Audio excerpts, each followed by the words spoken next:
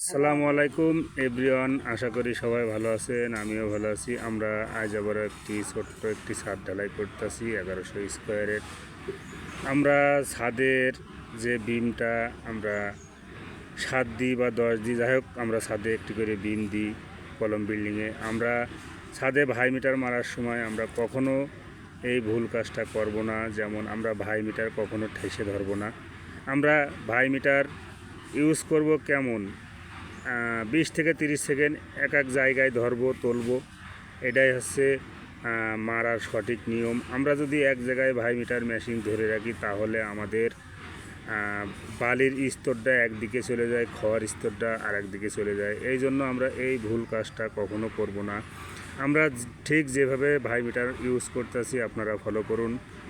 এইভাবে তুলবেন আর মারবেন, 20 থেকে 30 সেকেন্ডের ভিতরে তুলে মারা কমপ্লিট হবে। আপনারা এই কায়দায় ভাই মিটার মেশিন মারা ইউজ করবেন।